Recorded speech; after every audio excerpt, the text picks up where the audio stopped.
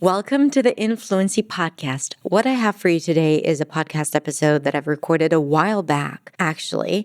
And it is an article that I've come across on Medium. And I wanted to share that for a while, but I kept pushing it back because of many different reasons. And I understand now why it was pushed back, because I realized that it probably had to happen this week. This week is the Amplify Melanated Voices, which is a week where people mute themselves on social media and use their platforms to give voice to Black people, to support and amplify the uprise against racism and everything that is going on in the US and around the world. So in this article, Kimberly Egiator, who is a Nigerian-born queer writer who's based in Toronto, has written about the challenges of a person with an accent and how it comes across and the discrimination they face. And I think this is such an important conversation because basically an accent bias is a sheer reflection of the racism, the systematic racism that is happening in our society. And I'm happy to share that with you. And if you go to my website, you can also download the transcript. So here it is. Accent Bias by Kimberly Egiator.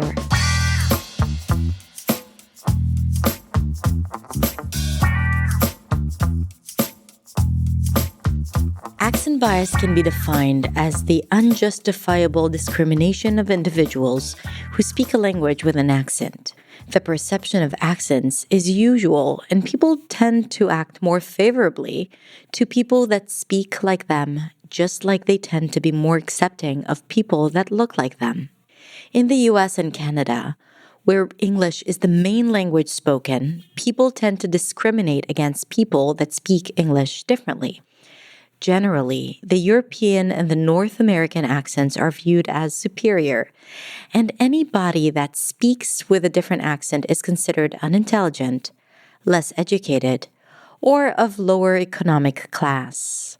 The primary reason behind this bias is self-constructed social identity and high ethnocentric attitude, where English speakers from North America and Europe see their own accents as superior and judge other English speakers with different accents. Individuals correlate accent with social status, and by that logic, they give a person with a perceived superior accent more respect. Such person is considered to be of a higher social class and education than a person with a perceived inferior accent. English speakers from Africa, Asia, and the Middle East suffer the most from accent bias. Though globalization is expected to improve multicultural sensitivity, it fails to address the discrimination people face as a result of accent bias. Linguistic variations which show up in people's accents is an effective means of discrimination, because when people reject a person's accent, they simultaneously reject the person's identity realized through race, ethnic heritage, national origin, or original affiliation. Accents are developed when we learn to speak. They reflect the linguistic influences an individual had growing up. A huge part of a person's accent is influenced by the people around him, the TV shows he or she was exposed to as a child, and even how their favorite teachers spoke. Accents do not represent a person's level of education. A person's accent is in no way a representation of their academic qualifications or vice versa. Academic achievements are mostly achieved in adulthood, and accents are formed in childhood. Therefore, there is little or no correlation between the two factors. A person's accent is another unquantifiable tool of discrimination. Most English non-native speakers are usually brown and Black folks who already face discrimination. The negative bias they face as a result of their accent is a byproduct of discrimination faced as a result of racism. In the US and in Canada, English speakers with non-native accents suffer the most discrimination. We have fewer employment opportunities, we have lower access to healthcare, we receive inferior customer service. We have less housing options and lower credibility. We are judged based on how we sound before even given the opportunity to prove our worth. Listeners are not interested in trying to understand us, so we are dismissed and regarded as uneducated. The bias is something unintentional, and people sometimes do not even know they're adversely biased to non-native speakers. Listeners must put more effort into listening to a person that speaks with an accent. Listeners must be aware of their biases. They must be aware that they automatically categorize a person with an accent as uneducated or uninformed, and they must train their brain to remove such bias. A person with an accent will pronounce words differently, and the onus is on the listener to try to understand what the speaker is saying. The only difference between a person with an accent and a person without an accent is their pronunciation of words. This should therefore not be the basis of measuring their education or socioeconomic status. Here she refers to an article by Chakrabarty from 2017. Legally, there is very little guard against discrimination based on a person's accent. There are large volumes of reports about preventing or reducing racism, colorism, sexism, but none or very few on accent-related discrimination. Accent bias appears less supposed than racial, religious, or gender-based bias, even though it is a widely known form of discrimination. Employers hardly consider accent bias as a form of discrimination to train employees about. It is hardly ever the focus.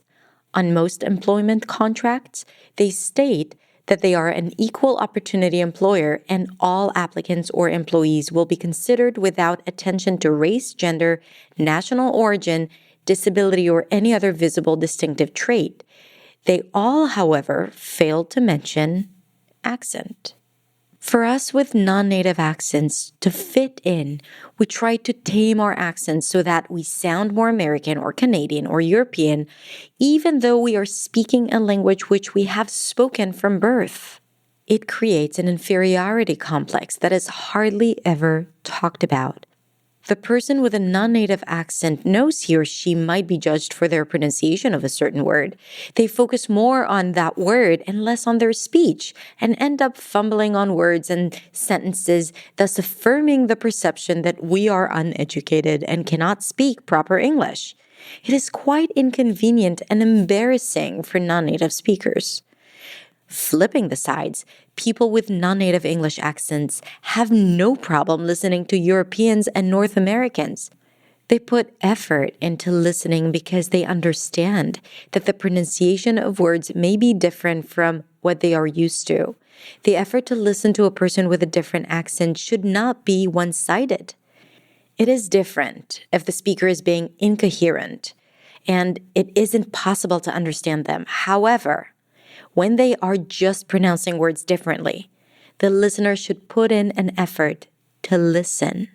Everybody has an accent.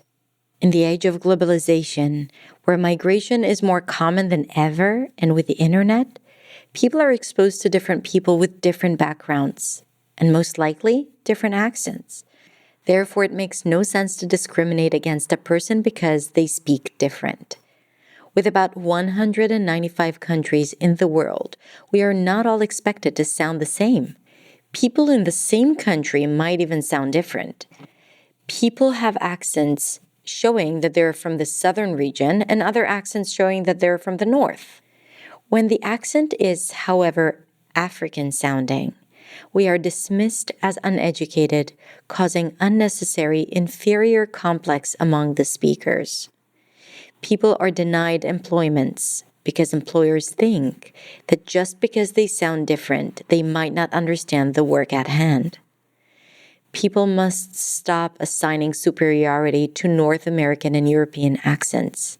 We must understand that there is no superior accent. The reason those are even considered superior is because that is the accents of colonizers. They were slave raiders and told their captives that the only way to sound was like them. They brainwashed their captives into thinking there was something wrong with the way they sounded, Even when the colonizers taught Africans how to speak English, they detested the accents that their precious English language was spoken in. The colonizers brainwashed the world into thinking that their accent was superior. It is not. In 2020, we must learn to accommodate and accept difference.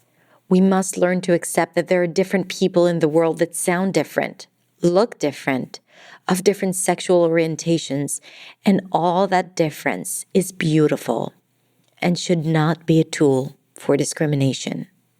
This, again, was written by Kimberly Egiator on Medium. Kimberly is a Nigerian-born queer writer based in Toronto who writes about everything that interests her, like travel, books, social issues, business, and humans. I'm going to post a link to this article in the description below. In the meantime, I don't think I have anything else to add. Thank you, Kimberly. Thank you for listening. Peace.